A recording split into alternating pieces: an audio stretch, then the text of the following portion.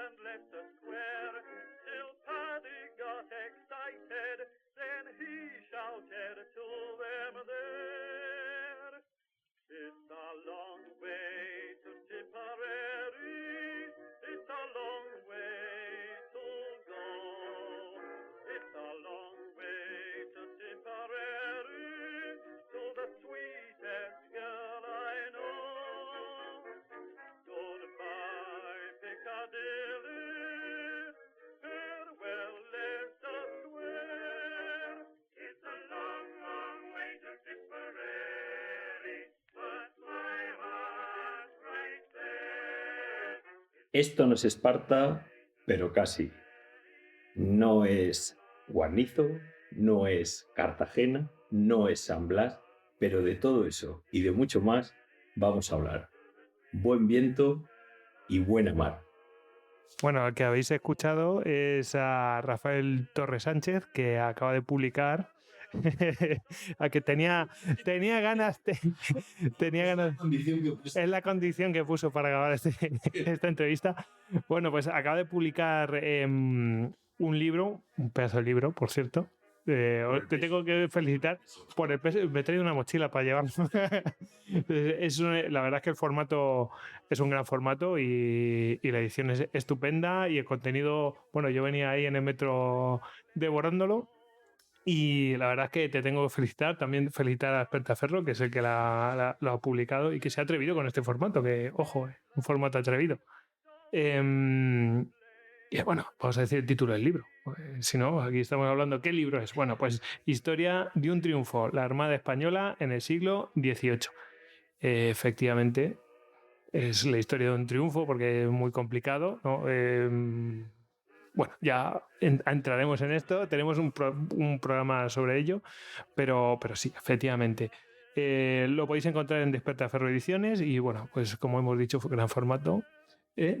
Y vamos por la segunda edición. ¿Y segunda edición ya? Sí, ya por la segunda edición. La primera se ha caído. Así que estaros atentos los que estéis interesados en el libro porque se está vendiendo como churros. Está mal que lo diga yo, pero... Muy bien, pues son 448 páginas de edición y nada, pues la verdad es que es una gozada. Es el libro, bueno, como ha admitido el autor fuera de micrófono, ¿verdad, Rafael? ¿Qué voy a decir? Es mi criatura. Es el libro que hubiera querido comprarse él, ¿no? Sí, la verdad es que en todo momento nos lo planteamos así. ¿Qué libro me gustaría para regalarme a mí mismo en Reyes, Navidad? Pues ese es el que vamos a hacer. A mí, pues yo estoy encantado. Es el libro que me compraría en todas las ferias del libro. Solo hemos visto en formato tal, en redes sociales. Bueno, eso fue un juego. Mis hijos, para celebrarlo, dijeron, venga, vamos a hacer una tarta con la portada y tal. Y bueno, la verdad es que fue una sorpresa muy agradable y muy dulce, muy dulce. Rafael Torres Sánchez, que es catedrático en la Universidad de Navarra, es especialista, como ya vais a comprobar, en la historia militar del siglo XVIII y ya veréis que dentro de lo que es esa parte, bueno, más tendiendo a lo económico, puesto que coordina la Red Imperial Contractor Estate, que es un grupo internacional de investigadores que estudia la movilización de recursos para la guerra en la monarquía hispánica del siglo XVIII. Como veis, la parte económica, logística, toda esa parte que muchas veces está muy escondida. Un blitz para amantes de la Exactamente. La gente que se queda con ganas. Y bueno, de hecho, en este sentido, destacan 3 obras que giran en torno a este interés.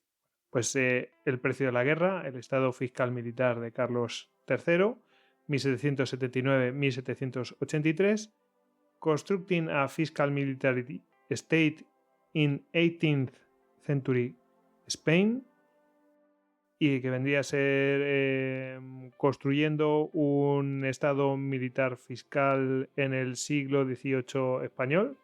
Es una traducción así, pero mi mujer me va a matar, que es traductora. Sí. Military Entrepreneurs and Spanish Contractor State in the 18th Century.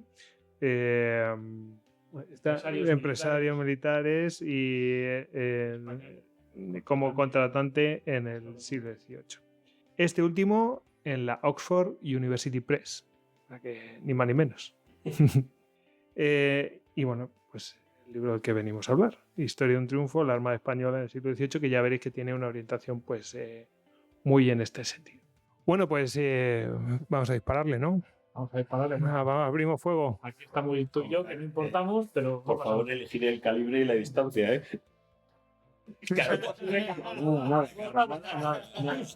O guste Rovira si os da igual. Nada como la metralla por la mañana. Sí. Penoles. A tocapenoles vamos a andar. Bueno, pues la primera pregunta que te hago, aunque yo creo que casi se ha contestado por el anterior comentario, es ¿qué te motivó para escribir esta obra? Bueno, ¿cuento la versión larga o la corta? En el sentido de la correcta es, bueno, pues un... Formato Histocast. Aquí no estamos correctos. Bueno, si se puede ser no correcto, os cuento la verdad. Entonces, bueno, esto fue, imaginaros la situación, Holanda, lloviendo, después de un congreso, estábamos un inglés, un francés, un holandés y un español. Suena a chiste, Sí. pero era verdad. Habíamos terminado de comer, como es normal, a las 12 ya habíamos terminado de comer, serían como las 6 de la tarde, con lo cual ya estábamos en cena, sobremesa y demás, ¿no? Entonces, hablando de las cosas nuestras, de academia y demás, empezamos a hablar todos. Yo me dedico académicamente, yo me dedico al estudio de la movilización de recursos y el impacto en los estados, ¿no? Cómo eso condiciona las desigualdades en los desarrollos, ¿no? Entonces estábamos ahí hablando tal y en ese contexto pues salió el tema de Trafalgar y claro, y el inglés decía, nosotros no hacemos ninguna consideración desde el punto de vista académico. ¿Por qué? Porque no es importante, lo importante es cómo la Navy en un momento dado se va desarrollando y tal. Y para nosotros esa batalla o las demás no es importante. Al francés decía igual. Y el holandés dijo una cosa que ahí me dejó en plan. ¿Cómo nos hubiera gustado haber estado en esa batalla? Y digo, bueno, tampoco es... Dice, sí, por una sencilla razón, porque eso hubiera significado que durante todo el siglo habíamos seguido construyendo armada, habríamos seguido construyendo una marina, creando un estado naval, creando algo. Nosotros teníamos ese en el 17, en el 18 dejamos de tenerlo y éramos un cadáver que se fue arrastrando. Los buques cada vez peor, perdimos todos los contactos que teníamos. Éramos el principal mercado de armas, de construcción naval. España era nuestro mayor cliente durante el siglo XVII. Controlábamos el mercado del Báltico. Todo eso lo perdimos. Esto, nuestra historia del siglo XVIII es la pérdida, es el desastre de todo el siglo XVIII. La vuestra es de un triunfo. ¿Por qué de un triunfo? Porque llegasteis a tener autonomía, llegasteis a seguir creciendo, desarrollándose. Y cuando terminé de esa larga sobremesa, dije, ostras, es que habría que contar esta historia de cómo España pasó de no tener prácticamente nada a finales del XVII a tener la segunda, tercera armada más importante. Esa historia de construcción, de historia de un estado naval, de un sistema complejo, capaz de operar como nunca se había hecho y como nunca se va a hacer, al volumen en el que se va a conseguir, esto hay que contarlo. Y separarse un poco de ese mantra, de ese paradigma finalista que es Trafalgar, que no te ayuda a explicar realmente lo que se hizo en la etapa anterior. Y bueno, ese es el origen. Por el camino me encuentro a Javier, Despertaferro, y me dice, ¡buah! Esa idea me encanta, el apoyo de imágenes, de ilustraciones ha sido fabuloso y hemos podido soñar, realmente soñar. Lo que yo quería se hacía. Entonces eso ha sido un auténtico lujo y un placer. Y bueno, esa es la verdadera historia de todo esto. De hecho, en la introducción pues vienes a contar eso, es decir, el tema de precisamente... No lo del bar, ¿eh? Lo del bar. No, pero de los bares salen grandes cosas muchas veces.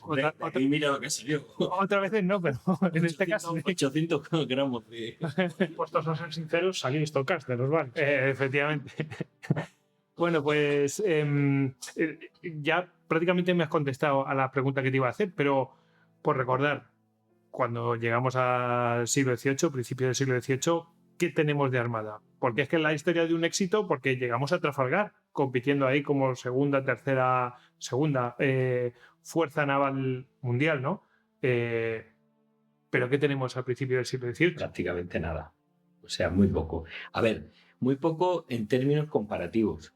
Es decir, estamos hablando de... en esos momentos, Gran Bretaña tiene 130 navíos, Francia tiene 110, Holanda tiene más de 80. Nosotros, en el mejor de los casos, 15, contando cosas que a veces no tienen ni categoría de navío. Entonces tenemos, y sobre todo lo que no tenemos es infraestructura, no tenemos administración, o una administración muy, muy deteriorada. La memoria institucional está, y eso es importante para luego volver a recuperar todo, pero no es capaz de operar. Es decir, tenemos una estructura administrativa, pero no es capaz de operar. Está todo por hacer. Lo importante es que eso que se va a hacer no es producto ni de un plan de un ministro, ni de un plan de un gobierno, sino son varias generaciones, 3, 4 generaciones de españoles, no solo en España, sino fuera de España, que participaron en un proyecto. A veces uno participa en los proyectos de forma inconsciente, pero la suma de todos esos esfuerzos particulares en España, fuera de España, en América, en Filipinas, da como resultado la construcción de un complejo sistema. Y ese complejo sistema naval es el que llega de forma de continuo crecimiento y desarrollo hasta 1793. Luego hablaremos de 1793. Pero hasta ese momento no para de crecer en ningún momento. En ningún momento. Hablando, sí. Pues yo, si me permites, hablando de administración, porque me llamó la atención, ¿qué hace un contramaestre en los bosques del Pirineo? Bueno, es que alguien tiene que ir allí y decir, este árbol vale, este no vale, qué parte vamos a cortar. Muchas veces los cortes no cortas al tuntún. Es decir, de hecho, una de las cosas más interesantes es ver cómo a lo largo del 18 van racionalizando muchísimo el corte, eligiendo ramas, eligiendo partes, dejando otras, porque es más importante el aprovechar, el ser racional en ese uso. Cartillas de corte, cartillas que hace con modelos y demás que hace un constructor. Claro, aplicar todo eso a veces lleva a que haya comisionados de marina prácticamente en todos sitios decidiendo esto o lo otro, ¿no? Que se corta, ¿no? Es decir, hay un esfuerzo ecológico en el sentido de qué se corta, dónde se corta, qué se repone, qué no se repone. Es decir, hay una mentalidad clarísima de conservación. De hecho, hay uno de los cuadros, abundando en lo que tú has dicho, hay uno de los cuadros que salen todos los responsables de la Secretaría de Marina o relacionados, bueno, porque podían ser ministros de varias agendas, ¿no? Donde vienen los primeros, claramente, son gestores. No tienen nada que ver con la experiencia marinera, ni la pericia, ni nada de esto. Sin embargo, ya cuando empezamos a tener ya un número, entiendo yo que allá la segunda mitad ya hay un número de navíos suficiente, bueno, entonces ya empiezan a entrar ahí los marinos a ocuparse de esa gestión. O sea, lo primero que hay que hacer es una industria. Básicamente, una industria compleja, un tejido industrial, bueno, que yo aquí menciono tejido industrial, pero bueno, que no solamente eso, sino es también acciones tecnológicas, espionaje, vamos a decirlo claramente, o también robo de talento y cosas de estas, y acciones formativas, es decir, que tienes que crear, bueno, pues una academia, escuela, en fin, para ocuparse de reflotar aquello, ¿no? En fin, me dejo alguna parte de estas porque he mencionado pues Sí. de todo, ¿no? Porque la industria entra ahí de todo, maderera, de fundición Sí, y de todo. Pero habría que resumir esto en grandes ideas a ver, ¿cuál es el reto? Es decir, una armada que arranca. ¿Vale? ¿Cuál es el reto? El reto fundamental es acabar con la dependencia exterior. Ese es el gran reto. ¿Dependencia exterior en qué? En tecnología, en suministros, en proveedores, en circuitos. Es decir, es que dependes de todo. Casi en un 100% dependes del exterior. Esa es la situación a finales del 17.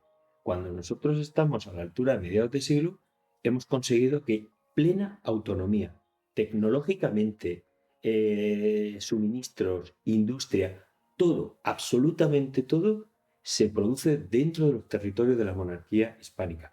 Eso nunca había ocurrido. Incluso maderera. Todo, maderera. Buah, es una- decir, sí, porque se es capaz de construir. Lo que pasa es que llegará un momento en que en cada sector van a ir siguiendo estrategias diferentes. Por ejemplo, la madera. En un primer momento van a ir aprovechando lo que tienen más cerca de los astilleros, por pura economía. Pero en un segundo momento se van a dar cuenta que es más barato traerla de fuera que seguir explotando. Entonces, ¿qué hacen? Dejan reservas estratégicas dentro de la península y voy a explotar otras. ¿Qué otras? Pues voy a mirar en América, voy a mirar en Filipinas o voy a investigar en Italia, en el Báltico, incluso en la zona de Croacia y Yugoslavia. Es decir, vamos a ir explorando sitios y posibilidades por una sencilla razón, porque lo más barato en la madera no es el precio de la madera, es el transporte. Entonces, claro, esto es importante. Pero claro, en ese proceso pasas de que los proveedores son holandeses a que hacia 1710 ya son todos españoles. Es que hay una nacionalización de los proveedores. Eso no consiguieron hacerlo muchos países en mucho tiempo. La Armada va a conseguir que todos, absolutamente todos los proveedores sean españoles. Incluso cuando se va al Báltico, dice, bueno, pero claro, el Báltico es una madera extranjera. No, él impone que el proveedor que va al Báltico y lo trae sea español. Es decir, es que arrasan, literalmente los quitan a todos. Entonces, claro, eso es un triunfo. Claro, si a eso le sumas que la tecnología que se va a aplicar es española porque la memoria institucional, ahí tienes cómo hacer buques, los sacas y lo vas a aplicar. De que mires donde mires, es que ves clarísimamente cómo acaban con esa dependencia exterior que hemos dicho es el mayor reto. Nunca antes y nunca después. La Marina, en 1810, tienen que comprar fuera buques a Rusia, a proveedores de todo. Durante todo el siglo XIX y siglo XX ha seguido dependiendo del exterior, de una tecnología. El único momento en el que no se depende absolutamente de nada del exterior es el siglo XVIII, en este periodo, hasta 1793, que es clarísimo el control. Entonces, por eso le llamo triunfo. Hombre, conseguir de la dependencia a la no dependencia, pues creo que históricamente es algo importante a destacar. Y además es que es un sector. Yo lo comparo siempre, digo, esto es como mandar naves espaciales pues eso, al espacio, porque Sí. al final estamos hablando de la punta más tecnológica de cualquier país. Sí. Con lo cual, bueno, pues tiene un mérito brutal, porque si dices, bueno, depende de tecnología totalmente nuestra, de industria totalmente nuestra y todo esto, o sea, que habla muy bien Sí, hasta de la situación del país. Y la primera mitad de la Edad Moderna, lo más complejo que tenía el ser humano de construir era una catedral. En el siglo XVIII lo más complejo es construir unas flotas. Es decir, construir un buque, que un buque se vaya 3 meses a la otra punta del mundo y vuelva, y que no se hayan muerto todos por el camino. Es decir, es muy, muy complejo tecnológicamente. Pero no es un problema económico, es un problema de organización. Si un buque va a 3 meses, tendrá que tener apostadores por el camino, raciones preparadas en el sitio, hospitales con sus camas, sus almohadas y sus medicinas preparadas para cuando lleguen. Claro, todo es... El problema no es hacer un buque, sino que ese buque pueda navegar, pueda reponerlo, es toda esa infraestructura que hay detrás. Y en cuanto a la industria, efectivamente es una industria importante porque es la más tecnificada. Pero ahora mismo, sobre todo académicamente, lo que más nos preocupa no es tanto cuánto gastas y siguen qué, sino el cómo gastas. Y esto es importante y tiene que ver con la industria. Vamos a ver, el que gastes en la guerra, todos, las repúblicas, imperios, monarquía de cualquier tipo, todas en Europa, el grueso del gasto de presupuesto del Estado va a la guerra. En paz y en guerra. En cualquier periodo. Estamos hablando de un 70-80%. 70-80% en tiempos de paz, en tiempos. Cualquiera. ¿Qué diferencia hay entre un Estado y otro? El cómo lo gastas. Entonces, ¿qué es lo que va a pasar en la Armada en el 18?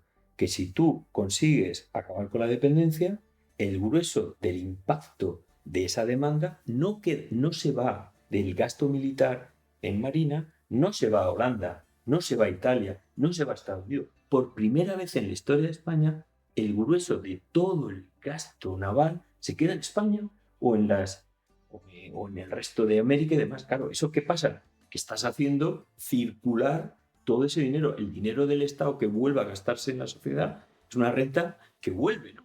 De hecho, Entonces, tenía una pregunta sobre eso. O sea, que sí, ya, sí. ya aprovechamos y Es que ese dato es fundamental para ver realmente, bueno, ¿y todo esto para qué? ¿Para qué sirve, no? Pues una de las utilidades es esa. Y luego hay otra cosa que esto se ha empezado a trabajar ahora mucho más tarde. Y es, bueno, ya sabemos que se gasta en industrias determinadas y tal, pero ¿en qué regiones se gasta? ¿Y qué impacto tiene esto? Esto es muy importante, porque esto no se ha pensado y es, cuando uno analiza en qué partes de lo que se encuentra es que prácticamente todas las regiones españolas participaron, algunas de forma muy intensa. Cataluña, la primera mitad del 18, el País Vasco durante todo el siglo, cada vez más Andalucía. ¿Qué efecto tiene esto? Integrar las regiones. Claro, si hay que estar moviendo materiales de un sitio para otro dentro de la economía española, lo que estamos haciendo que es crear mercado nacional. Ostras, que la demanda de la Marina está creando un mercado nacional o mercado imperial, porque el clavazón del País Vasco va a terminar en La Habana o lo que sea, o maestranza de un sitio a otro. Es decir, el impacto de esa demanda es mucho más que económicamente, es que estás integrando. El que tú gastes en un pueblo de Jaén contratando un montón de personas que van a cortar, que van a transportar, lo que estás haciendo es meter dinero en unas sociedades que no están acostumbradas a mover dinero, que están en autoconsumo la mayor parte. Claro, ¿qué ocurre? Que ese dinero que hace, estás monetarizando esas economías. Para el medio rural, la Armada, cuando la Armada va a Quintanar o va a Castril, o va hacia el interior, a por brea, a por 1000 productos, cáñamo, tal y demás, lo que está haciendo es metiendo dinero en sociedades rurales que estaban lejos de los núcleos urbanos. Esa población tiene dinero para pagar impuestos, pero para consumir, para comerciar. Es decir, que el impacto económico es muy importante y no solo cuánto, sino el cómo, dónde, este tipo de cosas. Se me ve mucho en la lista económica. No, pero creo que es me parece genial, porque es un aspecto que habitualmente se olvida. No, nos gusta quizás demasiado la cabla tira al monte y va a los tiros, pero es que para llegar a los tiros hay que hacer otro tipo de cosas. Precisamente en esa línea, los arsenales, los astilleros como primeros polígonos industriales, ¿qué se hacía en esos lugares y qué no se hacía? ¿Qué se hacía afuera?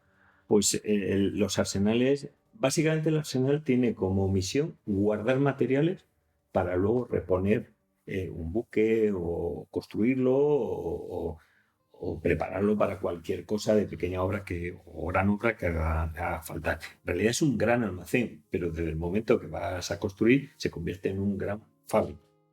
Entonces el arsenal tiene que tener de todo. Necesita abastecer de todo y cualquier circunstancia. Claro, ¿qué ocurre? Que el tema almacenaje, el tema stock, el tema salida se plantean problemas realmente que cuando los analizas son problemas de fábricas, pero fábricas globales. Tengo que meter nueva tecnología, tengo que ahorrar costes quitando a los vagos o los presidiarios y metiendo una máquina. Tengo que utilizar soldados para hacer esto, marinos para hacer lo otro. Para todo eso tengo que tener sistemas de control en todo momento, no solo cuando entran los materiales, sino cuando entra y sale la maestranza, cuando entra y se mueve por el espacio. Ahora, está concebido, vamos, hay un I+D dentro de los arsenales, pero también una auténtica labor de recursos humanos, de gestión de esos recursos, de materiales. Comen dentro, son periodos muy largos los que están trabajando. Entonces, claro, les da tiempo, tienen 3 horas de descanso a mediodía. Bueno, claro, comen dentro. Hay casi un pequeño poblado dentro, trabajando y viviendo. Pensar que entran mujeres, entran niños. O sea, ahí es una fábrica muy compleja y no es fácil resumirla. Y luego los arsenales no todos son iguales. No son, porque se van como, no tanto especializando, sino como generando funciones. Tiene que ver con otros temas, básicamente con el uso que la Armada o las posibilidades de distribuir dinero o tipos de trabajo, ¿no? Simplificando mucho. los arsenales van a ir evolucionando hacia una cierta especialización. Por ejemplo, Ferrol construye mucho, es el gran taller, mientras que Cádiz es el sitio donde se repara. Dicho de otra manera, Ferrol sería la fábrica, mientras que Cádiz es el taller. ¿Y eso por qué? Por la forma de financiación. Es muy difícil financiar, enviar una letra de cambio a Ferrol es complicadísimo. Mientras que en Cádiz tenemos todas las grandes tesorerías de la monarquía, todas. La tesorería general tiene acceso a estas tesorerías, con lo cual es muy fácil dar lo presupuestado, pero además generar crédito si hace falta más. ¿Qué ocurre? Que muchas flotas terminan pasando por Cádiz porque es que allí se le puede proveer de todo. Hay capital comercial, hay proveedores, hay de todo. Mientras que en Ferrol se fabrica, se fabrica y se fabrica. Y cuando hay que pagar en Ferrol, muchas veces se prefiere pagar en Madrid directamente o en Cádiz. Claro, ¿qué resultado tiene eso? Pues que cada uno tiene una especialidad. Entonces, Ferrol va a tener problemas para abastecer una flota. En cambio, Cádiz tiene mucha facilidad para abastecer una flota. Resultado, la Armada pasa mucho más por Cádiz que por Ferrol. Por eso que cada arsenal es diferente. Cartagena estaría un poco en medio de los dos. Eso me viene a la cabeza que a lo mejor podría tener algún problema logístico, incluso militar, por aquello de, en plan de, bueno, pues lo más lógico es llegar al Ferrol, no tanto a Cádiz. Digo por el tema de las rutas de navegación. Sí, Cádiz, desde luego, se ha criticado mucho el dónde se colocaron los arsenales, ¿no? Pero sí estaba muy bien pensado. Otra cosa es que luego en la propia vida, cada arsenal tiene una vida. Y tiene una vida por la sencilla razón de que tú haces un plan, ese plan luego tiene que modificarse porque la prioridad absoluta es que fuera fácil de defender. Si pensamos un poco cómo están los tres, Cartagena está al fondo de la bahía. Cádiz, ¿cómo está? Al fondo de una bahía rodeada de caños, de fango. Está en una situación que es muy complejo entrar allí y tomar aquello. ¿Y Ferrol dónde está? Pues allá al final de esto. Claro, al final, ¿qué es lo que priorizas? La defensa. Pero claro, o sea, que si no hubieras priorizado la defensa, habrías tenido más opciones. Coruña, Santander, Bilbao, o sea, habrías tenido muchas más opciones. Pero claro, priorizas eso. Al priorizar la defensa, ¿qué ocurre? Que tú vas a empezar a hacer unos proyectos en los que a la vez que haces la fábrica estás gastando en defensa. Llega un momento que no es fácil irte de ahí y decir, bueno, pues hago otro arsenal, no, sino como he invertido tantísimo, al final te arrastra, la propia inversión te arrastra a volver a hacer más almacenes, más. Claro, ¿cuál es el problema? Que muchos de estos van a mostrar a lo largo de su vida que tienen problemas. Cádiz tiene enormes problemas de que estar limpiando fango, abriendo caños. Cartagena tiene todo un campo que desagua justo en la dársena del arsenal, por lo cual hay que desviar. Ferrol tiene también muchos problemas. Es decir, claro, todo esto que hace que cada arsenal tiene su propia vida, su propia historia interna en la que, bueno, pues hay que ir acondicionando, desarrollando, pero incluso La Habana hay que moverla, pero dentro de la bahía, más adentro todavía.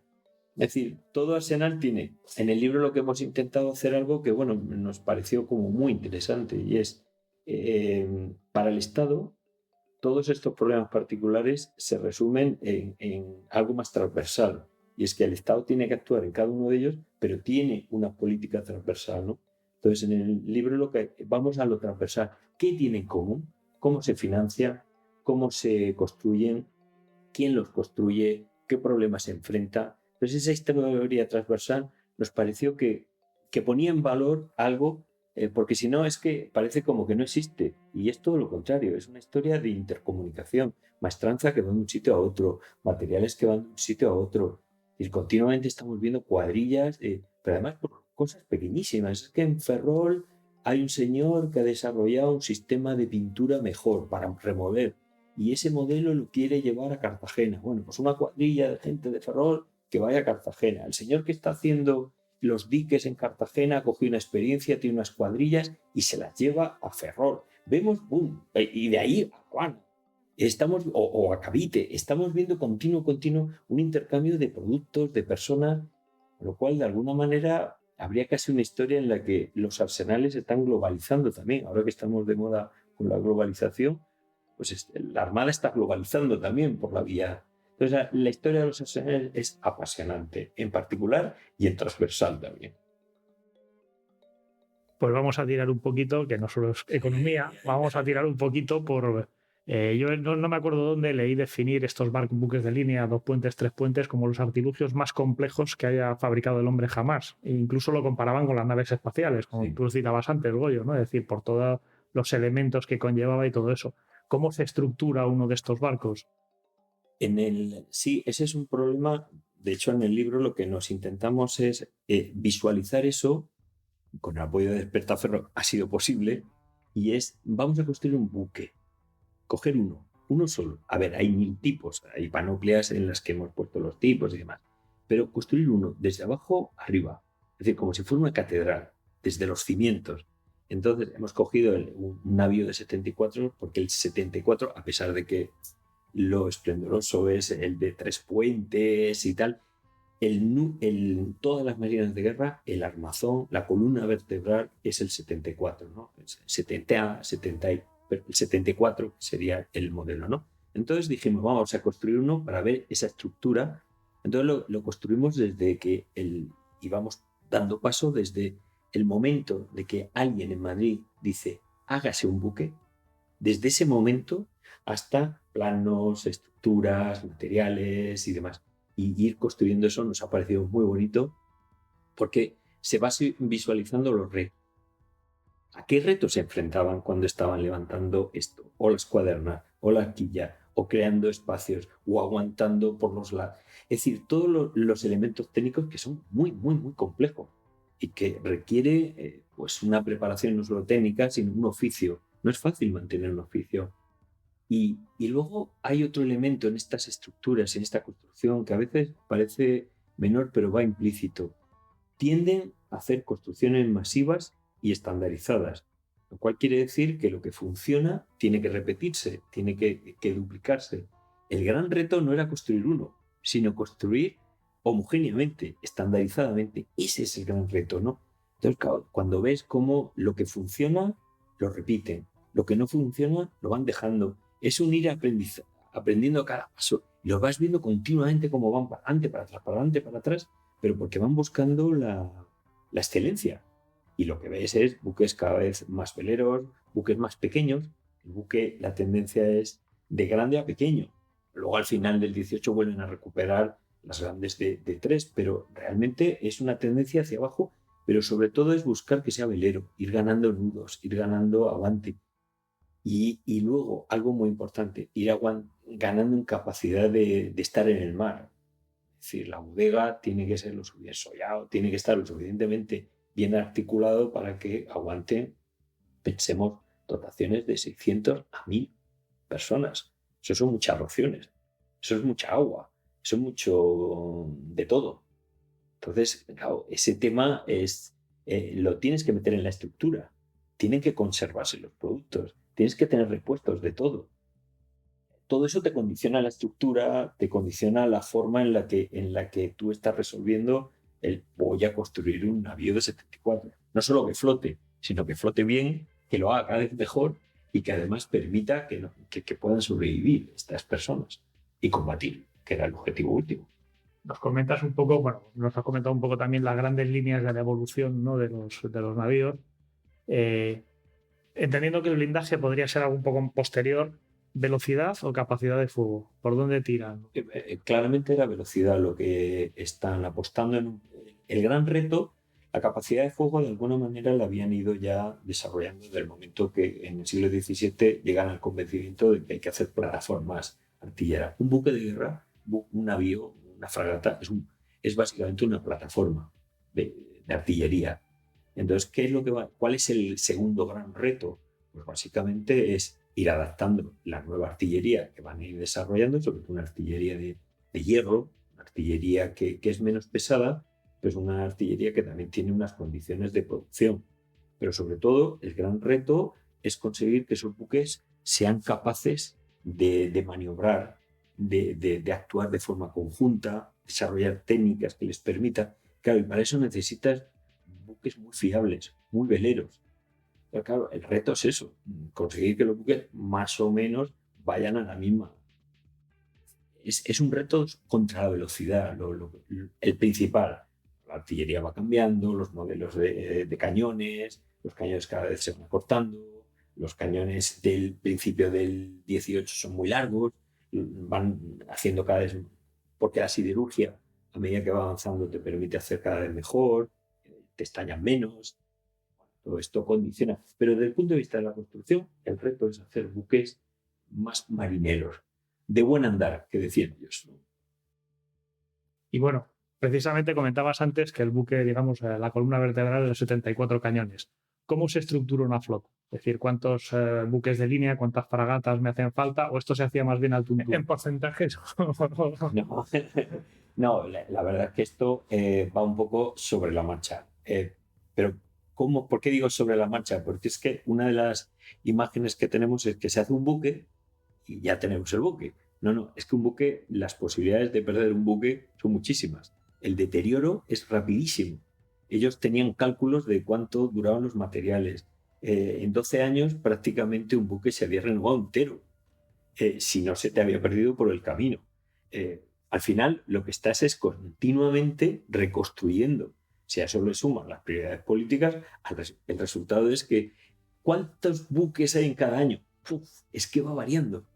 Sí que ves que la tendencia es a más de todo. En general, en la Armada Española, ¿qué se hizo más? Se hicieron más navíos. Al final, numéricamente, más fragatas, pero comparado con el resto de marinas, se hacen más navíos que fragatas. En otras marinas, sobre todo en el último tercio del 18, se hacen más fragatas. ¿Por qué? Porque es mucho más cómodo, más rápido, se mueven mejor las fragatas. Y luego, por contra, la Armada Española en el 18 va a empezar a meter muchas embarcaciones pequeñas.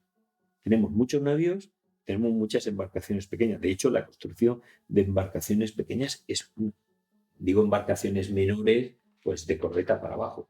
Tenemos una enorme variedad que son tan de la Armada como puede ser un navío, y de hecho son las que más navegan. ¿Por qué? Porque son más fáciles de equipar. Es decir, si tú tienes que meter 1 millón de raciones, pues aquí voy a meter 100.000. Es decir, todo esto te facilita el moverlo y este tipo de actividad. También las misiones, pero bueno. Cobres una función que no hace falta mandar un navío, mandas una corbeta y ya la mayor parte del tiempo de un navío es estar en el arsenal. Es que sacar un navío es que no es ninguna broma, ¿eh? Cuando tú vas a sacar un navío, estás sacando a 600 personas y estás haciendo un equipaje de todo. O sea, la lista de lo que tiene que llevar de medicina la enfermería es que no hay hospital dentro del interior de España que la lleve. Entonces, claro, sacar un navío no es ninguna broma, ¿no? Resultado, pues saco una fragata. Resultado, pues saco 3 corbetas. Y al final vas bajando, ¿no? Pero por pura... Sí, no. A ver, una corbeta puede hacer mucho daño también, ¿eh? O sea, de hecho, en el transcurso normal, con una corbeta es suficiente, suficiente. Te hago la pregunta, ya que ha salido este tema de navíos armados o desarmados, etcétera, que ya está rondando por aquí la pregunta. ¿Cuál era la aspiración? A ver, esto es una cosa media, ¿no? O sea, una respuesta así y tal. ¿Cuál era la aspiración o meta en número de navíos en servicio desarmados en tiempo de paz? Pues más o menos. Esto va variando, obviamente, en el tiempo, claro. A ver, o quizás no existía ninguna y iban viendo. Sí que hay una medida, porque vamos a ver, ellos operan con un ideal político, y es la Armada Española más la Armada Francesa tiene que ser igual a la Armada Inglesa. ¿Qué ocurre? Que más o menos eso es un ideal que se va intentando, pero tenemos un problema, y es que la Armada Francesa va bajando el número, con lo cual, y la Armada Española va subiendo. Entonces, no es fácil. Esto solo se consiguió realmente decir, tengo más que la Armada inglesa en la Guerra de Independencia norteamericana. Por eso, y por un cambio en las tácticas, si queréis luego hablamos de esto, la guerra de la Independencia norteamericana, España pasa a la ofensiva, porque tiene el número parecido y no tiene ningún problema en decir, te coloco 60 navíos en el Canal de la Mancha, juntando franceses y españoles, 60 navíos. Gran Bretaña en el Canal de la Mancha, en el mejor de los casos, podía equipar a 37. Es decir, realmente es ofensivo, en el Caribe es ofensivo. Es decir, puedes pasar, o sea, que hay un número. Entonces ellos van jugando un poco con eso. Eso en los últimos años salta por los aires del momento que Francia, con los acontecimientos de la Revolución Francesa y tal, su marina va a sufrir un descalabro, que por eso la marina segunda pasa a ser la española, pero por el propio descalabro, desde el 89 es un auténtico descalabro la Armada. Nosotros somos la tercera siempre y ahí ya pasamos, pero justo ahí es cuando entramos también a partir del 93 en crisis. Pues mira, esto me da pie, porque tú mencionas en la introducción, mencionas a Mahan, que bueno, pues él determina que la cuestión de la extensión del poder continental pues pasa por el control de los océanos, ¿no? Bueno, tú no estás muy de acuerdo con ello, bueno, eso es. A partir de una poderosa fuerza militar, naval y mercante, bueno, y claro, así parece lógico que para poder reconstruir la Armada tienes que evitar perder todo lo que vas votando, ¿no? Pero claro, eso con nosotros no se cumple, por lo que comentaste, por ejemplo, en la introducción con el tema de La Habana, que bueno, la perdimos, pero fíjate, no se cumple lo de Mahan, ¿no? No, es que Mahan es tan decimonónico, es tan antiguo. Seguir viendo la historia naval a partir de batallas y la batalla como la prueba suprema del pueblo heroico, eso no responde para nada a la lógica, ¿no? Entonces el ejemplo de Trafalgar y el ejemplo de La Habana me parece que es lo suficientemente claro. Si tú en términos de navíos pierdes los mismos, un poquito más incluso en La Habana, y en La Habana además pierdes algo que es todavía más importante, y es La Habana, es el astillero, es toda la infraestructura en el Caribe. Sí, realmente, en términos mahanianos, el desastre de La Habana es infinitamente superior a Trafalgar. Pero ¿qué es la diferencia? Que la Armada estaba viva, la sociedad española estaba viva, estaba creciendo, y en 3-4 años está recuperado todo. Después del 62 está recuperado todo. En Trafalgar tú eres un cadáver, lleva más de 10 años sin cobrar. Desde el año 95 se dejan de construir navíos. Es que la Armada de 1805 es el reflejo de una sociedad que ha dejado de crecer. Y no solo eso, sino que está afrontando una crisis brutal. Entonces, no puedes comparar. Dice, ¿por qué en ese sentido, siendo más importante, en términos mahanianos, no pasó nada? Y no solo no pasó nada, sino que pasó algo muy importante, y es que se revisaron errores, se mejoraron formas, se fue más eficiente, se construyó más y se aprovechó para cambiar cosas, pero tan aparentemente que no tienen nada que ver con La Habana como pueden ser el sistema contable, el sistema de administración, sistemas de control de las raciones, sistemas de control de los proveedores, sistemas de construcción se mejoran muchísimo, son buques más eficaces, las tácticas cambian. Es decir, una derrota que es el comienzo de la mayor, dentro de la edad dorada que podría ser el 18, los años 80 es el pico de esa edad dorada y es consecuencia un poco del fracaso. ¿Por qué eso no ocurre a partir de 1805? Porque eres un cadáver. Entonces, claro, seguir viendo la Armada Española del 18 a partir de los informes de 1805 es negar lo que se hizo, ¿no? Uh-huh. Y yo aprovecho para darle una vuelta a eso, ¿no? Porque siempre, pues, he recordado, digo, bueno, siempre he pensado, bueno, Trafalgar, bueno, por la situación que había, por la industria, antes he mencionado lo de hacer las cosas cada vez más, replicarlas, hacer pues un poco industrial, ¿no? Casi fordista, ¿no? Exactamente. El caso es que digo, bueno, pues, y si hubiéramos tenido posibilidad de ganar en Trafalgar y todo esto, yo lo veo, bueno, aunque hubiéramos ganado, hubiera cambiado algo, pues claro, para nada. Pero aprovechando esto de Mahan y todo esto y recordando la situación que que se vivió en Vietnam, pues pilotos que caían y los norteamericanos se lanzaban como locos a recuperarlos porque el coste formativo de aquellos pilotos era muy importante. Claro, muchas veces se menciona y se ve, por ejemplo, tú has mencionado la Revolución Francesa, en la que, bueno, pues van para abajo a partir de ahí, pues a lo mejor por pérdida humana, o sea, intelecto humano, pues yo tenía aquí un par de ejemplos más. En Lepanto, por ejemplo, los turcos pierden un montonazo de oficiales o gente de mar que tenían mucho conocimiento y a partir de entonces, bueno, pues ya no tenían tanto vigor. Y nosotros en Trafalgar también perdemos una oficialidad muy, muy valiosa. ¿Les podía haber sucedido eso a los ingleses? ¿Hubiera podido cambiar las cosas esa pérdida humana?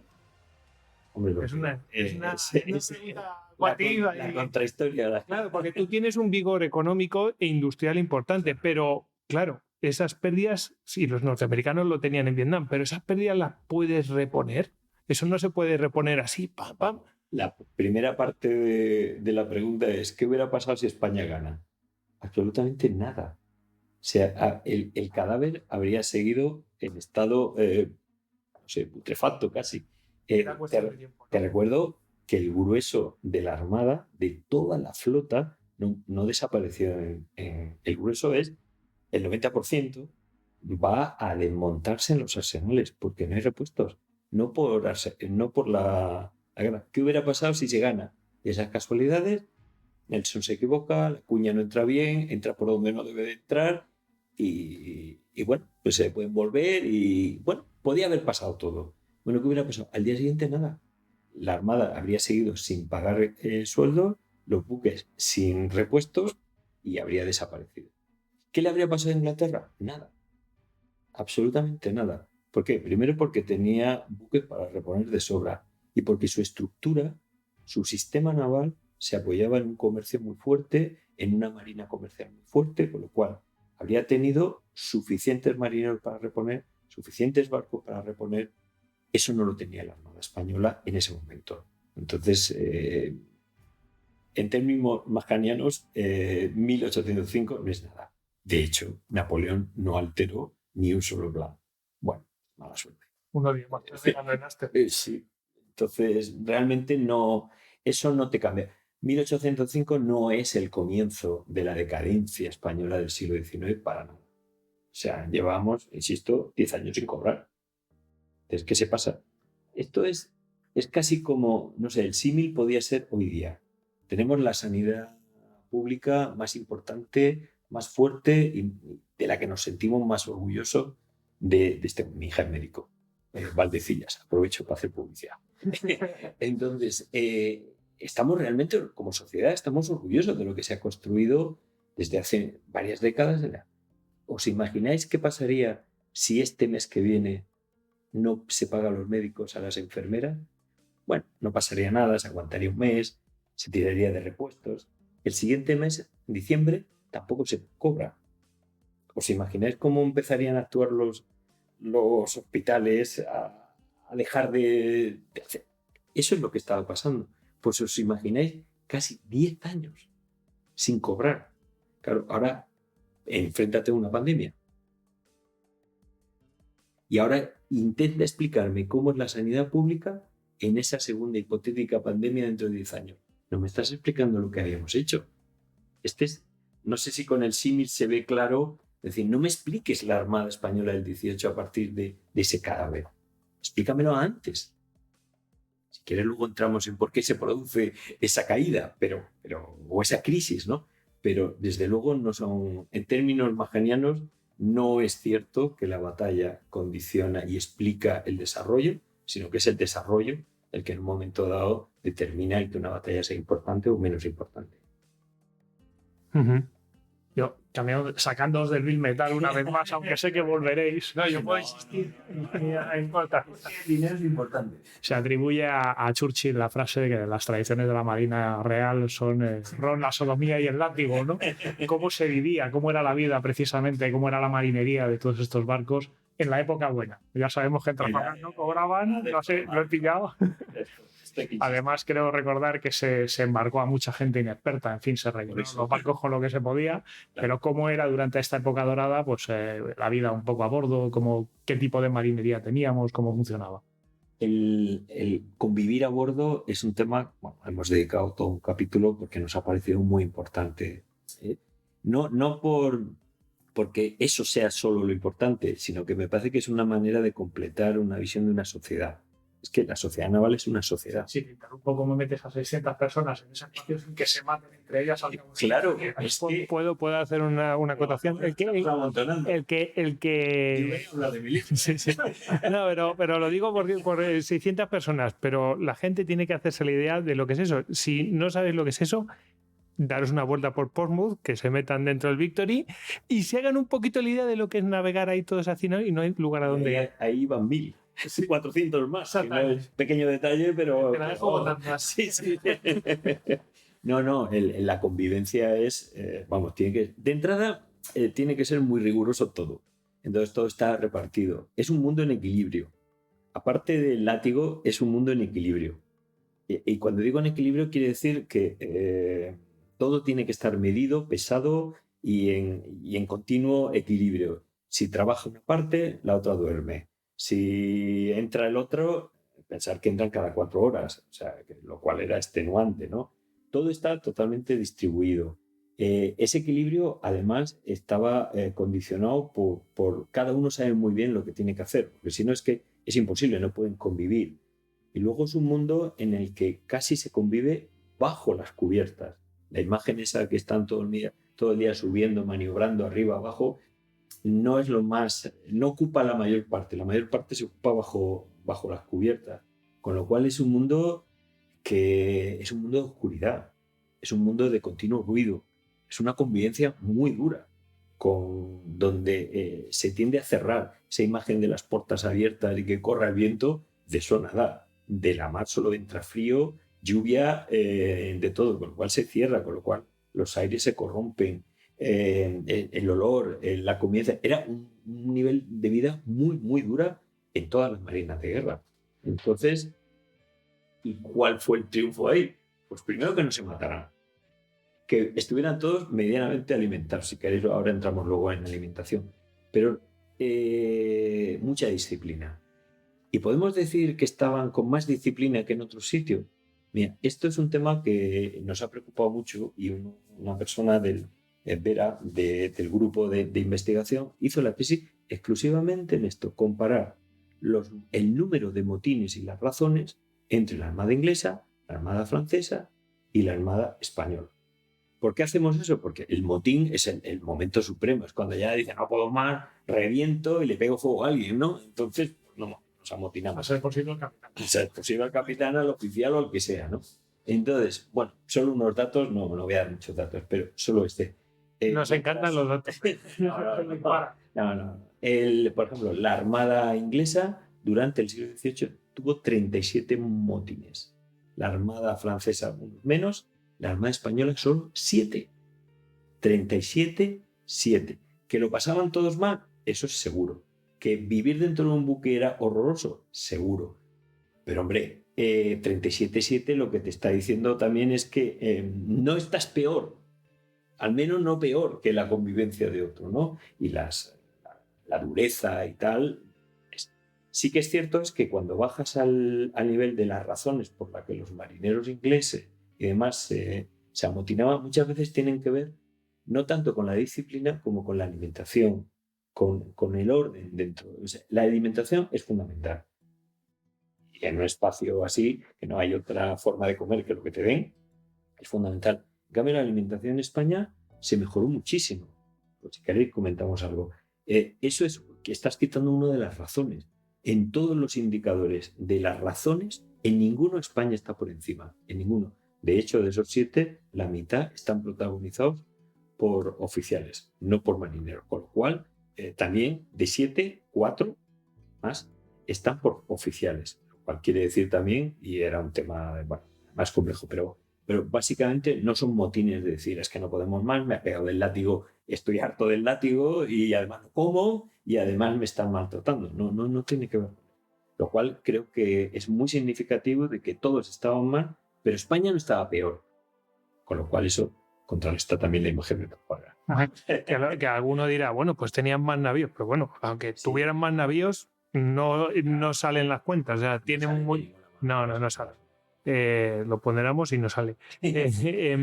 Claro, dice, qué duro era vivir ahí, ¿no? Y cómo han caído ahí. Es decir, cómo han caído en una profesión tan dura. Ahí vamos con la recluta. Ahí. Bueno, podemos pensar en los press gang y todo esto. A mí me ha gustado mucho esa parte porque realmente aquí en España, no sé si en otras naciones, aquí en España mencionas que, por ejemplo, en el País Vasco se daba pues beneficios a los que pasaban una temporada sirviendo en la Armada y ya tenían derecho para, bueno, pues lanzarse al mar a pescar y todo eso. Bueno, se daban una serie de beneficios, pues, lo hacías atractivo, ¿no? Como ahora tienes incentivos fiscales, pues parecido, pero entonces, ¿no? Explícanos un poquito eso. Bueno, vamos a ver. El tema del reclutamiento en general, pues hombre, depende también a qué nivel te sitúes. Porque no es lo mismo el oficial, los intereses por los que va, que puede ir un buzo, un cocinero o un grumete o un infante de marina. Es que cada uno tiene. Una forma, ¿por qué? Empezando por los oficiales, es que los oficiales son servidores del rey. Y eso significa, en contra de lo que piensas, Trafalgar nos los presentan que no se les ha pagado, que van desnudos, con un traje que no se repone. Lo que tú ves por el 18 es que tienen unos sueldos equiparables al resto de la sociedad civil, bastante interesantes. Un capitán puede ser como un pequeño comerciante, capitán de navío, un pequeño comerciante o incluso un médico de una ciudad grande, estamos hablando. Un marinero cobra como un médico de escuela, siempre los médicos de escuela, los pobres, ahí abajo, un médico de escuela, pero mucho más que un jornalero, con un elemento añadido, y es que además reciben todos los días una ración de comida, lo cual el jornalero, el día que no trabaja, no cobra. Este cobra todos los días y además todos los días tiene ración. O sea que Lo cual al menos no mientras era, esté el servicio, claro, comes. es que hay que colocar las cosas en el contexto. Es decir, compárame con el resto, ¿no? Entonces, claro, cada uno tenía sus incentivos. Desde el punto de vista de sueldos, no están mal pagados. ¿Quiénes son los únicos que están muy mal pagados? Los soldados de infantería. Los soldados de infantería e infantería de marina, ¿por qué? Porque se les considera soldados. Y aquí viene un truco, un truco, si queréis, típico de la administración que raquea. Como eres soldado, la ración que te voy a dar es una ración de marina. La ración de marina vale mucho más que la ración del ejército, con lo cual, ¿qué hago? Te lo descuento del sueldo. Con lo cual, el soldado, el infante de marina, que va a ser fundamental en los buques, va a tener una posición, para que nos hagamos idea, gana menos que un grumete.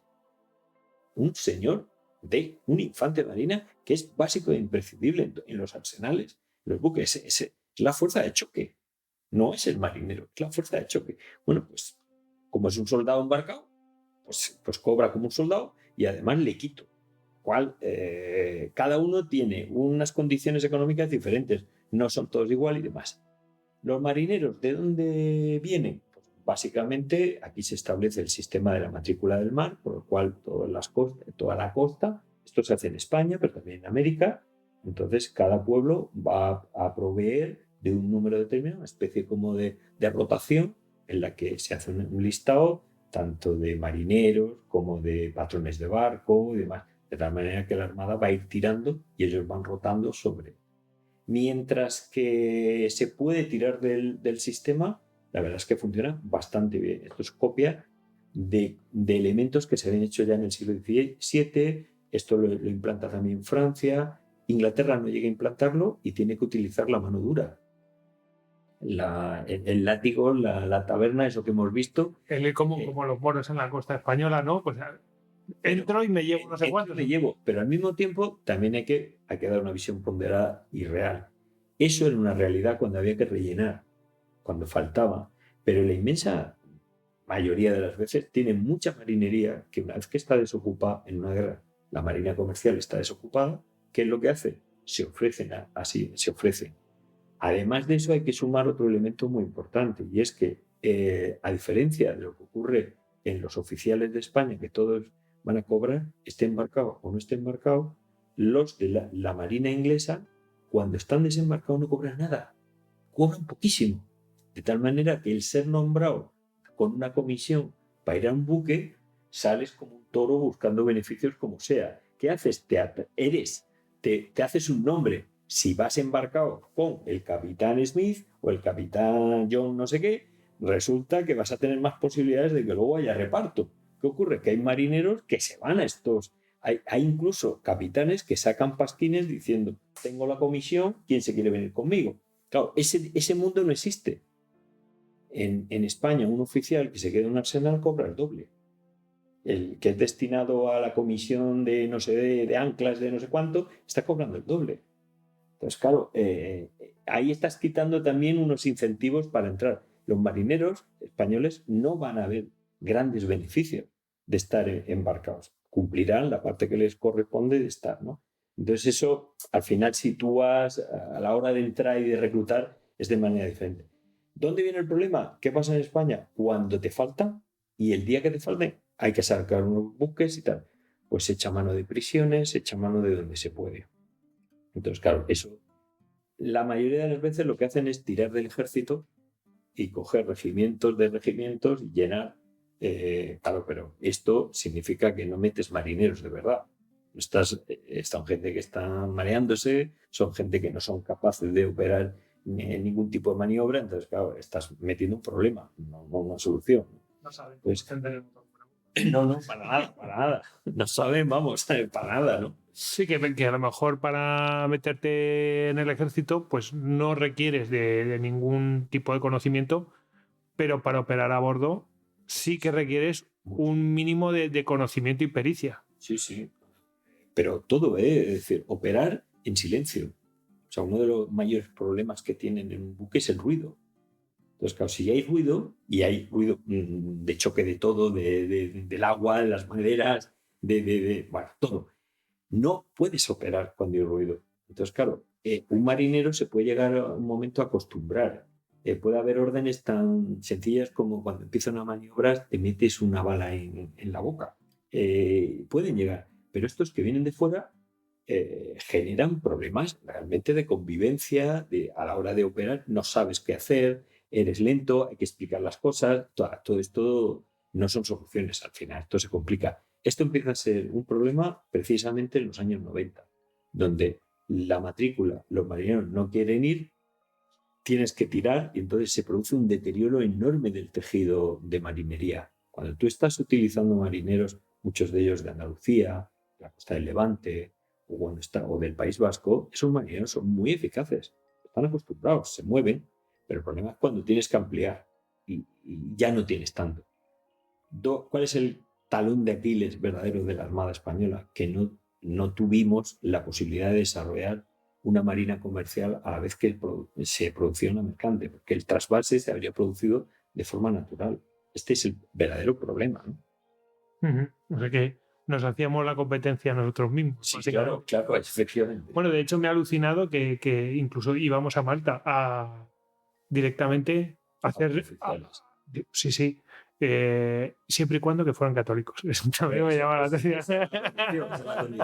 Sí, no. Además, ese tipo de historias son muy interesantes porque hay grupos que no pasan por las academias, es que son aventureros. La Orden de Malta pues tiene una tradición de ofrecer, además son oficiales que son muy rentables, en el sentido de, primero, que los tienes que formar, y segundo, que son oficiales que están muy vaqueados en una guerra que es la verdadera, donde hay verdaderos combates verdaderamente serios, donde la Armada está continuamente guerreando, es en el Mediterráneo y en el Caribe. O sea, estamos siempre a la línea, tal, Atlántico. No. Ver, donde estás diariamente dándote tortas es en el norte de África, pero continuamente durante todo un siglo. Claro, gente con un mazarrero o gente que se va, que se está pregando en esos buques, en un Javeque, bueno, esta gente son gente muy belicosa. Entonces, claro, coger un italiano que se ha vaqueado ahí o un maltés que se ha vaqueado ahí es muy interesante, muy interesante en términos de añadir valor de, bueno, al tipo de oficial, al tipo de... Esto es muy interesante. Yo no puedo resistirme a hacer la siguiente pregunta. Hemos visto que esto está lejos de ser un milagro, ¿no?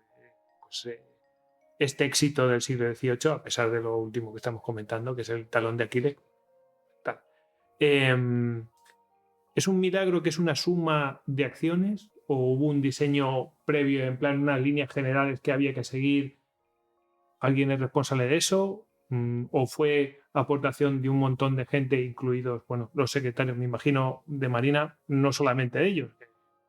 Me imagino que habrá más gente asesorando. ¿Fue una suma de aportaciones por cada uno de ellos sucesivamente? Yo, a ver, esto es un tema controvertido porque la historiografía tradicional ha querido poner el valor en algunos ministros. Es un patiño, es un genio, lo tiene todo claro, ordenanzas, pum, una ensenada, otro genio, tal.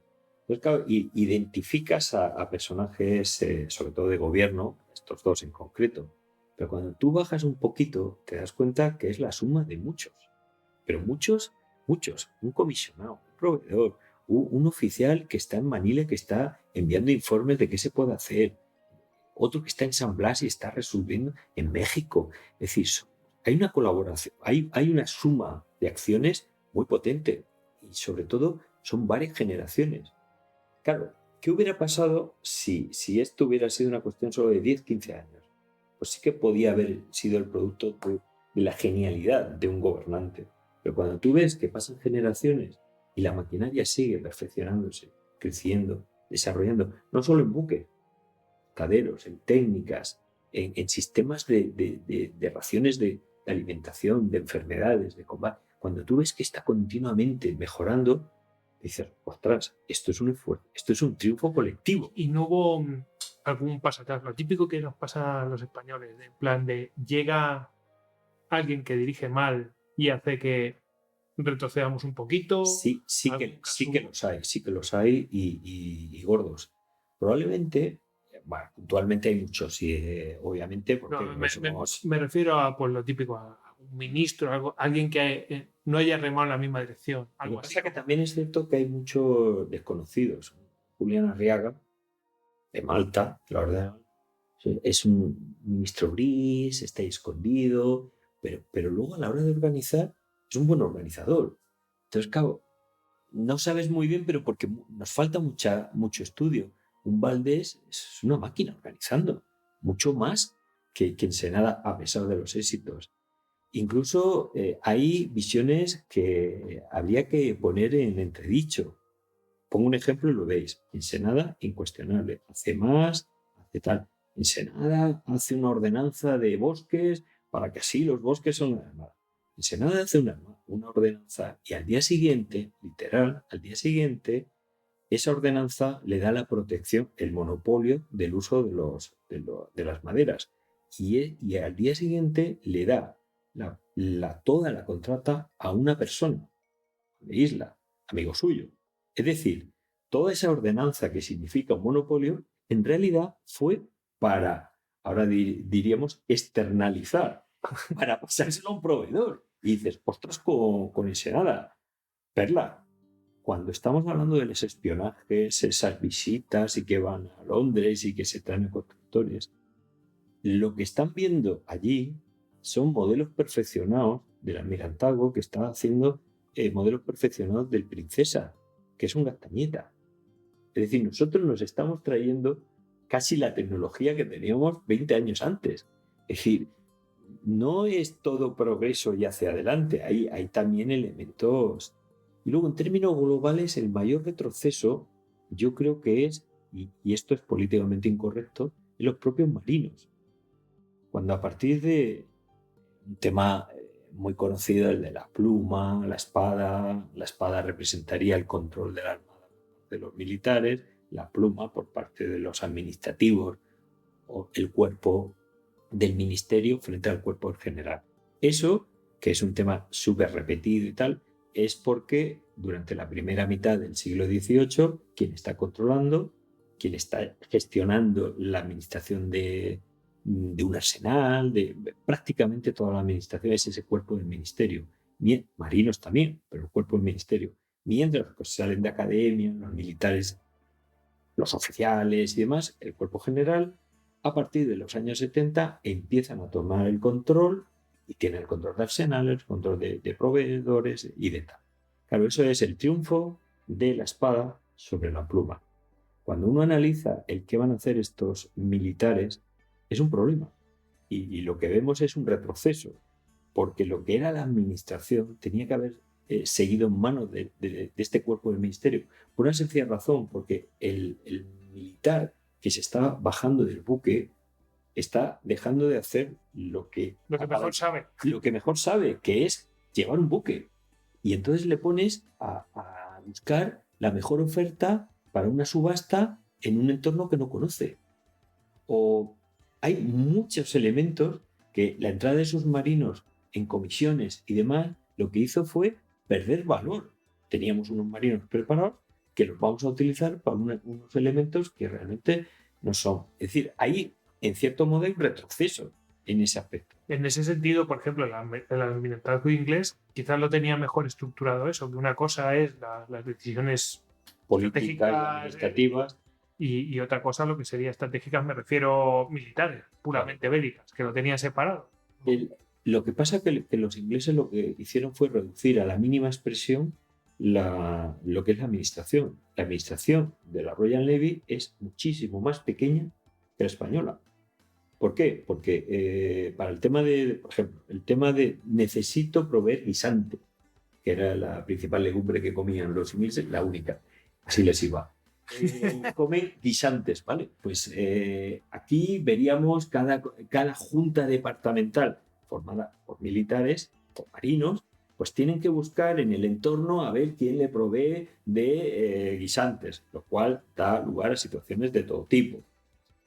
En Londres hay una mesa, o sea, la revolución fue enorme, una mesa y una silla. Se pone el hombre allí y dice, el que quiera vender guisantes a la marina, que pase por ahí. Y ya está. Y dice, ¿por qué? Y hay mucha gente que hace cola. ¿Por qué? Por una sencilla razón, porque te lo voy a pagar. Pero claro, el problema es que si cada uno compra por donde puede y luego el presupuesto, porque son presupuestos separados, Cartagena, Ferrol, tal, si luego no tengo dinero y tengo que coger y comprar de aquella manera, pues al final, ¿qué ocurre? Pues se está todo complicando. No me fío de cómo está yendo el tema. Entonces hacen una cosa que es una marcha atrás también, y es el cuerpo del ministerio, el derrotado en esa batalla entre la pluma y la espada, sigue estando en activo y necesita seguir controlando. Con lo cual nos tenemos a más servidores, pero en puestos que tendrían que estar en el buque, no en los arsenales o las intendencias y demás. O sea que no es todo blanco y rosa o blanco y hacia arriba, ¿no? Te lo dejo un poquito. Te lo dejas un poquito. Pues no sé, hemos hablado de marinos, hemos hablado de batallas. Bueno, ¿qué comía? Venga, que me haces el símbolo. Yo es que, en fin, me reservo. Me parece que la convivencia es importante, ¿no? Y el que comen, es que me ha parecido siempre tan fuerte el meter a 1000 personas, 600 y que coman. El menú del día. El menú del día. Entonces, o que no enferme ese tipo de cosas. Te enfermas más, comes menos. Entonces ese tema me parece que es un tema interesante. El tema de la comida, básicamente, más o menos todas las marinas comen igual porque se enfrentan a los mismos problemas, ¿no? de preservar los alimentos. Al final es lo mismo. Pero claro, España pone en valor un elemento que para otros diríamos la dieta mediterránea. Pero es que funciona y es una enorme cantidad de productos, mucho más variado, la dieta es mucho más variada, la dieta inglesa tiene menos productos y algunos los cubren con lo que son los imaginarios de vamos a comer mucha carne. ¿Y por qué mucha carne? Porque la carne te lo cura todo. Y entonces, sociedad civil que no come carne, pues el día que se suba al barco come carne. Pescado no. Entre otras cosas porque el pescado era como el símbolo de las marinas católicas, mientras que ellos comen el doble de carne. Los marinos españoles cuando se suben van cargados, llevan ajos, llevan cebollas, llevan tomates secados, llevan pescado de todo tipo, bacalao sobre todo, pero llevan de más tipos. Y al final dices, ¿qué ocurre? Pues que te hacen un gazpacho. Es que el bizcocho está podrido, tengo el agua que también está podrida, le voy a echar vinagre, le voy a echar unos tomates, le voy a echar unos pimientos, me voy a comer una sopa de gazpacho que dices, ostras, eso es una bomba brutal, ¿no? Nelson, a finales del 18, está recomendando al almirantazgo, sería bueno que metiéramos cebolla. Bueno, los españoles están metiendo cebolla y ajo. Uno de los comentarios más repetidos del que visita un barco español es siempre, huele a ajo. Bueno, pues todo eso luego al final se traduce en menos escorbuto y menos... Sí, no, como dijo la mujer de Beckham, ¿no? En España guajo, Bueno, pero los barcos españoles desde luego olían a ajo. Pues olían ajo, pero gracias a que olían ajo, pues se sufría menos. ¿Por qué sufren menos? Bueno, es esto. Pero que también en España se hicieron cosas diferentes, ¿no? Jarabes de limón, se experimentó. Hay todo una historia culinaria de cosas que se fueron, por ejemplo, se experimentaron con las pastillas de carne. De hecho, en el 93 Mazarredo obliga a que todos los buques lleven 34 kilos de pastillas de carne. Pastilla de carne es como el caldo con los cubitos de toda la vida. Los cubitos, sí, con agua caliente y ya está. Es decir, ahí hay un I+D ahí continuo también importante, ¿no? Resultado, pues tiene menos escorbuto. ¡Ostras, qué casualidad! Claro, eso tiene que ver con la alimentación, sobre todo. No, además apostillando el olor, mejor que huela a ajo. Que huela a escorbuto. A humanidad reconcentrada, ¿no? Ese es otro. Decías, el ambiente viciado. Claro, me imagino que en el momento que hay una epidemia, aquello corre como la pólvora, literalmente. Literalmente, sí. ¿Qué personal sanitario llevamos a bordo? Pues el necesario y mínimo. Pues un cirujano, varios sangradores, barberos, enfermeros, se llevaba. Lo interesante ahí es que el marino que va en un buque tiene derecho a medicinas, a cirugía, a asistencia de vendajes, de todo tipo de productos que se necesitan. Lo que no tienes cuando estás en tierra. Tú no tienes acceso a medicinas, a que alguien te vea o que alguien... Para nada. Entonces, hay una diferencia entre la sociedad civil y el marino. Y, por supuesto, tienes derecho a un hospital, lo cual no está al alcance de cualquier persona en el mundo civil, ¿no? Entonces, desde ese punto de vista, estar en la Marina también tenía cierta ventaja en términos de salud, pese a que vivir en un buque no era precisamente el sitio más saludable del mundo. Estamos a punto de enrolarnos, salvo por un problema. He leído por ahí que la proporción de alcohol era menor. Solo cuando nos íbamos a América, que entonces el dinero, el valor de la ración de vino, pues se daba en plata, ¿no? Pero para que te saques una idea, el sueldo de un marino podía multiplicarse por 10 si quitábamos el vino. Entonces, claro, había algunos marinos que decían, bueno, vamos a sustituirlo como sea y tal. Ganas de hacerse abstemio. Sí, ganas. Pero vamos, en aguas europeas, y agua europea se entiende hasta Canarias, el vino corría, un vino que casi siempre era o de Jerez o vino catalán, porque era un vino que le echaban aguardiente. Los catalanes, a pesar de que su industria tiene sus orígenes en el textil, antes del textil comerciaban aguardiente. El aguardiente es uno de los elementos que le da fuerza. Pensar que el vino y demás, si no, es como el ron. ¿Por qué beben ron? Porque aguanta, está saturado de azúcar, aguanta los transportes, mientras que el vino es más difícil hasta que se embotella y demás. Entonces ya sí. Pregunta. Bueno, de hecho, aquí yo, por hablar del libro, que es una de las cosas maravillosas que me encanta del libro, es los cuadros. los cuadros que os habéis preocupado por, venga, ¿qué datos me gustaría ver aquí? Ahí. ¿Los tengo o no los tengo? ¿No? Y empiezas, ¡pum! A ver, ¿cuántos van enrolados, por ejemplo, en un navío de 112, ¿no? Y entonces te empieza a decir, bueno, pues había un brigadier, y te dices todo, ¿no? ¿Quieres consultar lo de los cirujanos? Pues te vienes aquí y seguro que viene efectivamente 2 cirujanos en un navío 112, que es uno de 3 puentes. Pero es que también vienen los del navío de 74. Claro, habría pequeñas variaciones, pero en general estos serían lo que serían las ordenanzas. Claro, no, es que todo está proporcionado. Es ese mundo en equilibrio que os comentaba. Tiene que estar todo medido y pesado. Esto viene porque es que, bueno, yo te voy a hacer un par de preguntas más sobre esto, pero es una característica de este libro que tú puedes abrirlo por donde quieras, es decir, vas a la sección de tal, es decir, no es un libro que tienes que leer de manera lineal, no hace falta. Puedes hacerlo, por supuesto, pero puedes cogerlo desde la parte que tú quieras y puede servirte perfectamente de consulta. Quiero averiguar sobre el tema de los cirujanos. Pues te vas a la parte de la salud de los a bordo, en la Armada, ¿no?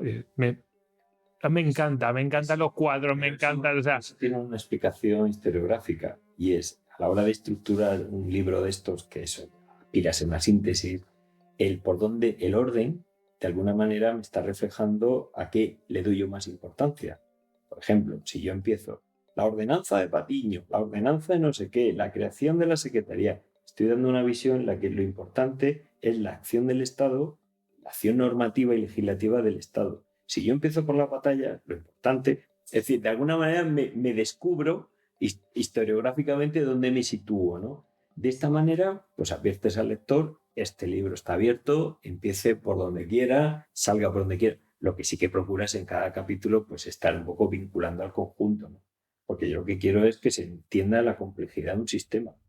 Entonces, claro, me da igual por dónde entres, pero que entiendas que es complejo, que no es un factor único el que crea este sistema.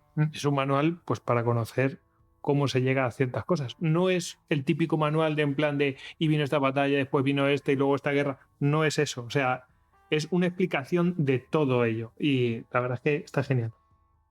Y claro, aquí me vienen las preguntas de rigor que, si quieres, las haces tú porque son tuyas. Las dos últimas. Sí, estas de donde los datos, de donde hemos sacado datos.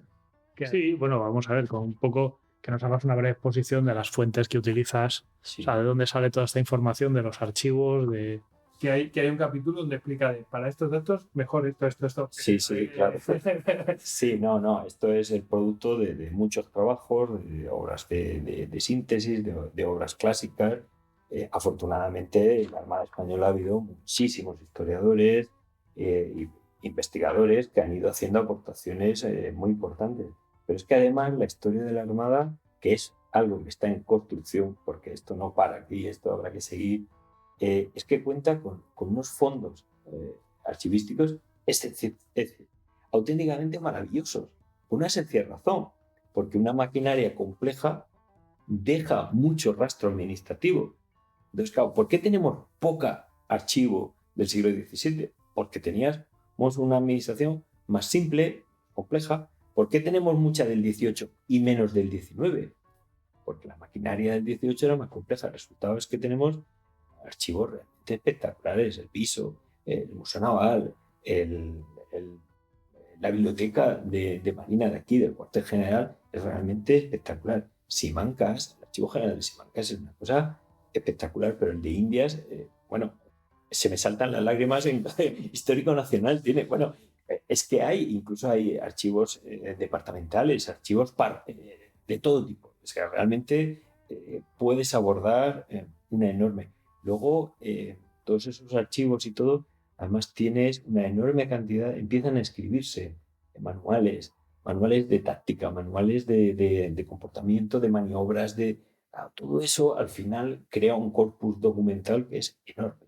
Entonces, esto es rascar un poquito la punta del iceberg, pero vamos, al final damos una orientación bibliográfica para el que quiera seguir, procurando poner lo último que se ha publicado en cada uno de los temas, ¿no? para enfocar.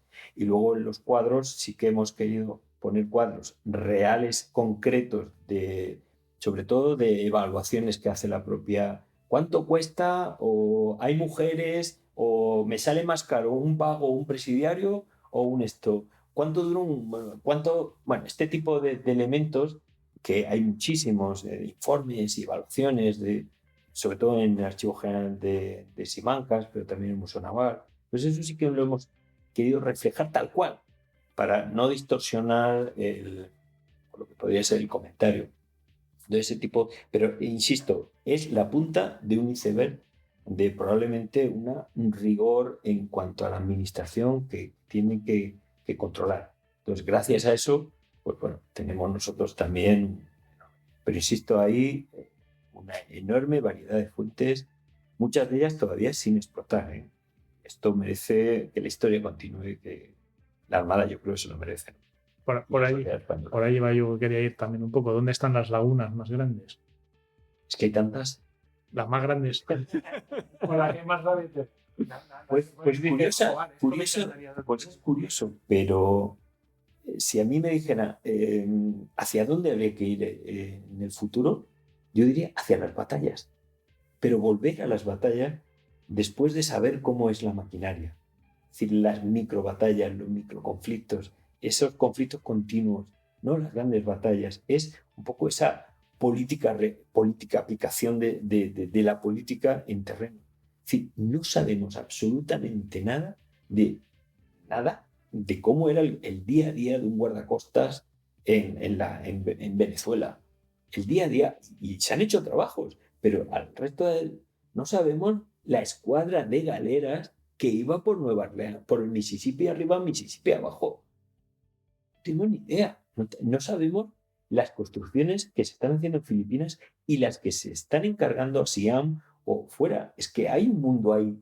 Desconocemos absolutamente eso. Desconocemos en cómo está continuamente enfrentándose con Túnez, con las agencias de berbería.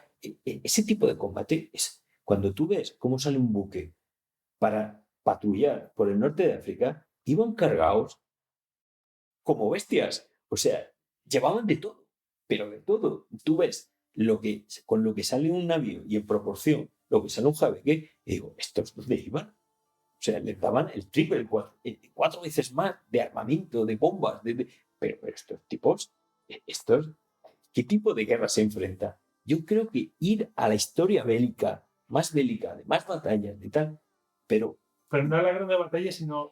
No niego las grandes batallas. Lo que digo es que la Gran Laguna, lo que nos falta es dónde se está formando esta gente en el día a día. Se están formando, el buque navega mucho, ¿eh? Hay muchos navíos que están desarmados y tal, pero están navegando en cualquier otro buque de todo tipo y en misiones de lo más variado. Porque esa es otra, la Armada lo ves como algo que está pegando cañonazos todo el día. La mayoría de las veces la Armada está de comisión.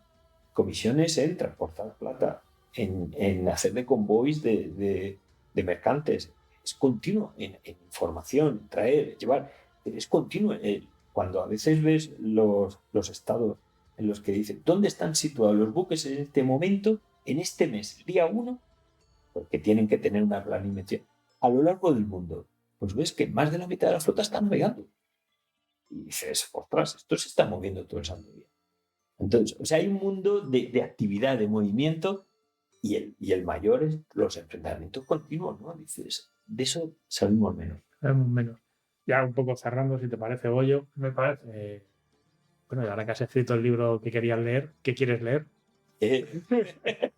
¿Qué vas a querer leer ahora? Soy un auténtico fanático de... Ahora mismo estoy leyendo El Retorno del Rey, bueno, me parece... También de Despertaferro, me parece una maravilla este tipo de libros donde la narrativa coge fuerza y cuenta lo mismo, pero desde otro punto de vista me parece genial.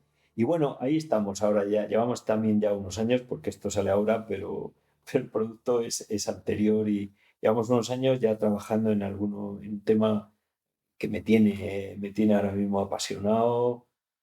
No sé si estas cosas se dicen o no se dicen, pero bueno. Eso lo dices tú. Bueno, pues nosotros lo publicaremos. Puedes decir a lo mejor la temática y ya está. La temática, bueno, pues la defensa de la Luisiana me parece un tema que se puede desmitificar muchas cosas y construir porque ahí también ves que no todo es Gálvez. Hay muchos indios, hay muchos españoles de la mano de muchos indios y de la mano de muchos norteamericanos. Es un mundo que merece también descubrir, y tenemos un montón de fuentes que no se han tocado, ¿no? Sobre todo fuentes norteamericanas, fuentes francesas. Los ingleses están continuamente mirando al otro lado del Mississippi, informando. Es decir, es un mundo que puede dar muchísimo juego en términos de construir algo que a mí me apasiona mucho, que es una historia global de un conflicto, de todo un ejército moviéndose, trasladándose. Bueno, me parece que tenemos todos los ingredientes, tenemos espionaje, tenemos de todo.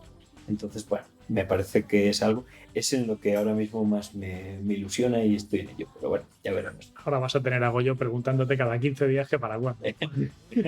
¿Ya? ¿Ha salido ya? Bueno, estas cosas llevan años, ¿no? Más no hay prisa, entonces lo importante es que cuando salga pues uno esté dispuesto a leer el libro que quiere leer, ¿no? Pues eso para mí es lo más importante. Yo suelo preguntar, siempre al final de las entrevistas, te me Saben nadar. No, la más difícil todavía. ¿Qué pregunta nos hemos dejado a tu juicio? Ya me has insinuado lo de la comida, te doy una segunda oportunidad. Como entrevistadores inexpertos que nos hemos dejado, qué cosa estos zoquetes, no sé, preguntar por tal cosa o tal otra. No, yo creo que lo habéis hecho genial y habéis tocado casi todos los palos y bueno, pues como cualquier obra de este tamaño, pues hay muchos temas que se podrían tocar y demás, pero en general lo habéis hecho muy bien y yo me he sentido muy a gusto. Y además me habéis dejado dar el grito de guerra. Pues no puedo decir nada más que, pues eso, buen viento, buena mar. Espera, que nos falta la... A mí me has dicho que íbamos a tomar una cerveza. Yo informo porque esta pregunta es la que destruye reputaciones. Sí. La tortilla de patata con cebolla o sin cebolla. Siempre sin cebolla. Ya la hemos liado. Bueno, pues yo creo que con esto... Sí, y un bizcocho de los de a bordo. Pues nada. Pues nada. Muchas gracias por haber estado aquí, Rafael. Ya sabéis que su libro, si no os he puesto los dientes largos, de verdad, os lo pongo de nuevo. Es una maravilla. Y además hay pequeños detallitos que he insistido poco, pero que en un cuadro te pongan el porcentaje de, claro, te viene coste, no sé qué, vale, pero ¿cuánto es el porcentaje del coste del casco dentro de la construcción de un buque? 51%. Ya está, lo ves de un vistazo, ¡ole! No tengo que hacer los cálculos.